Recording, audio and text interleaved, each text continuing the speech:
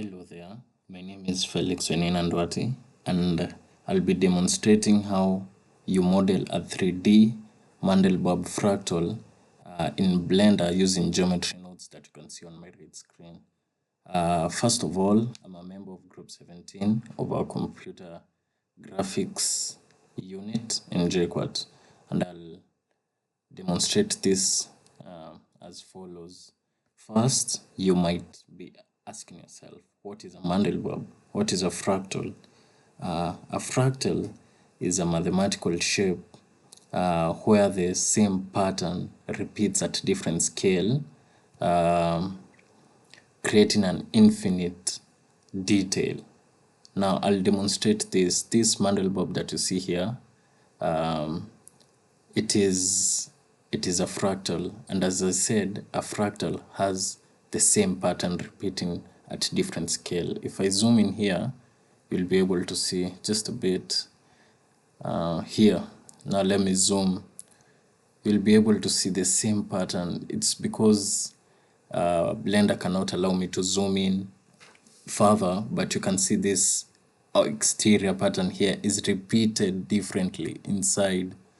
Just a bit, it's repeated the same. You can see here, these are all the same patterns repeated, and that is how a fractal is formed. Now for a Mandelbulb is a member of the fractal, and it's represented in 3D as you can see here on my screen. A Mandelbulb is a 3D representation of a Mandelbrot set. Now a Mandelbrot set, it is a 2D expression. It's a 2D fractal that is expressed using complex numbers, and complex numbers do not translate well in 3D. So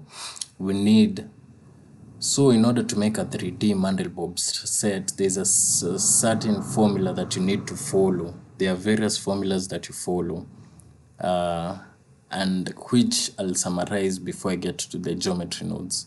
Now for a Mandelbulb, you need to convert basic Cartesian coordinates into spherical coordinates, which I'll be explaining in my nodes in a few.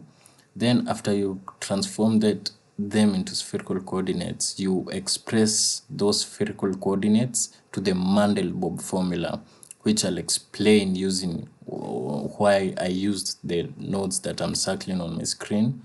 Then you convert, after expressing it into the Mandelbulb formula, which I'll show on my screen, you express it, you convert those spherical coordinates into Cartesian coordinates. You might be asking yourself, why not use Cartesian coordinates? Now in Blender, as you all know, any position or value in the 3D space, it is defined or visualized using the Cartesian coordinates. Now, but in order to make a Mandelbulb or a fractal, you need to use the Mandelbulb formula, which uses powers, and powers are very difficult to use on Cartesian coordinates. It makes it very difficult for you. That's why you convert them to spherical coordinates. You might also ask yourself, why are spherical coordinates more favorable?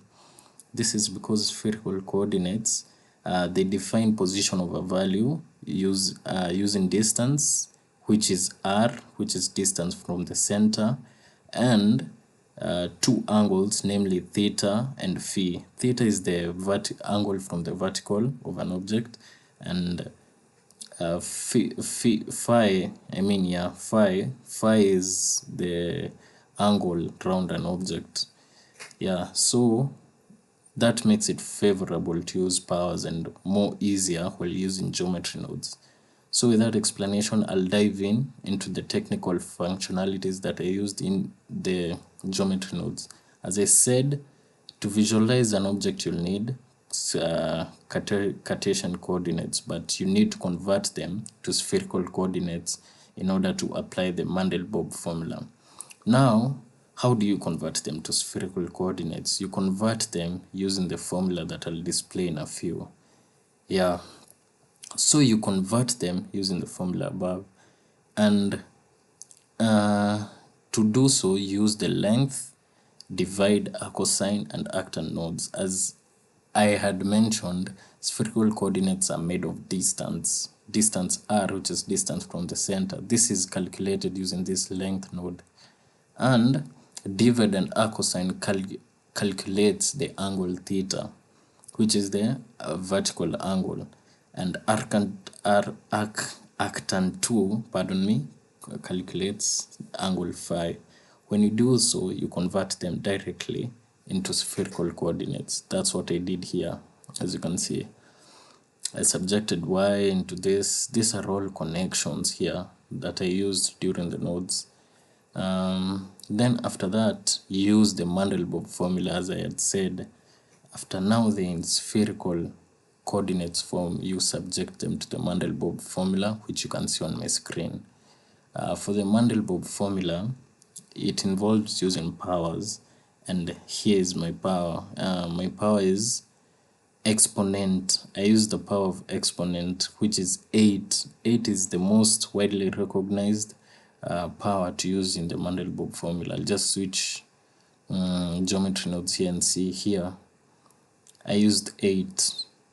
Now I'll return back to my second node editor. Just a minute. Yes, I used 8, which is the standard value used while using the Mandelbulb formula.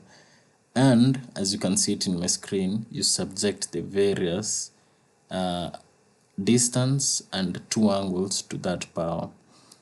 After I subjected to power, I multiplied. As you can see, it's power times length, power times the angle theta, power times angle phi. You multiply. That's why I use these multiply nodes. Then after you get the result, in order to visualize your Mandelbulb, you need Cartesian coordinates. That's why you convert the spherical coordinates that you got back into Cartesian coordinates. And to do so, you use this sine and cosine nodes, sine, cosine.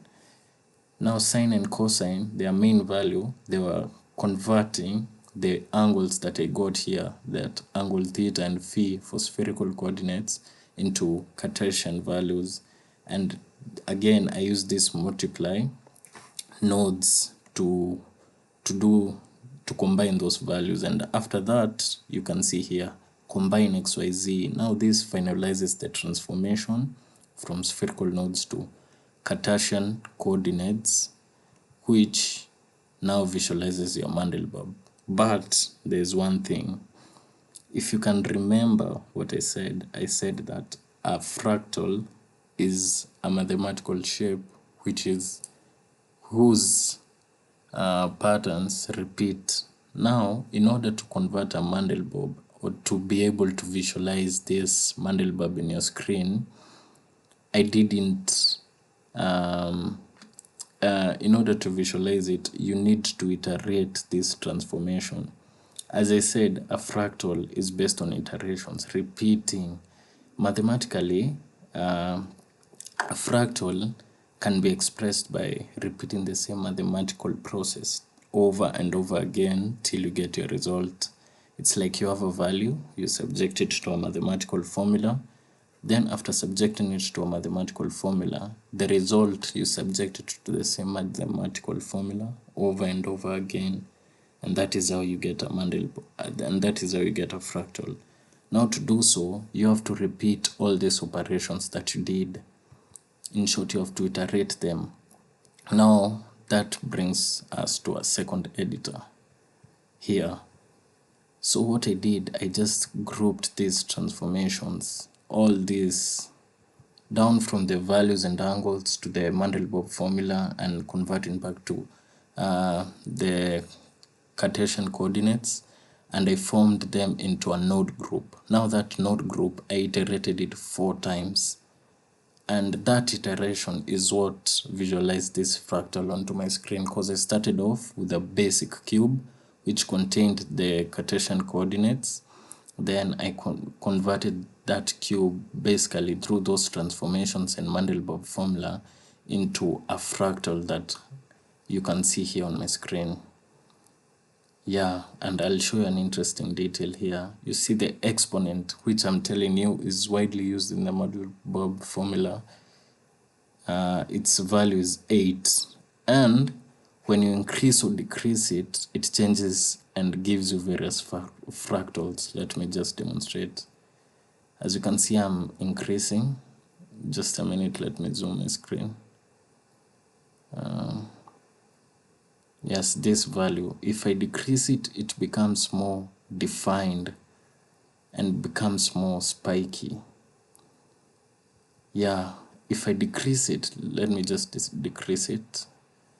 If I decrease it, it becomes more smooth and it assumes different shapes, as you can see here. This is very interesting, and 8 is the basic Mandelbulb. That is why I applied it in the Mandelbulb formula. But here it assumes other fractal with various shapes.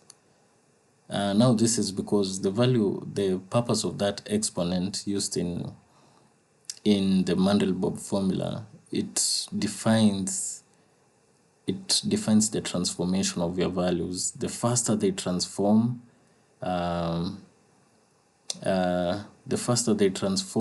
that means you're increasing the scale, the more the defined spikes here are formed. I'll transform it back. Now, there's something important that I forgot to say. In order for a fractal to be formed,